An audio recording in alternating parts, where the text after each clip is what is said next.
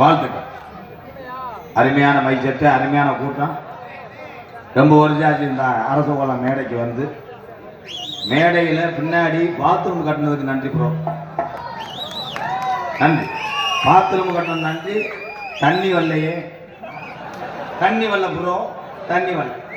மாலியை வச்சிருக்கீங்க, மாலி ஓட்டை இதெல்லாம் கண்டுபிடிக்கிறதுக்கு அதிகாரி கிடையாது.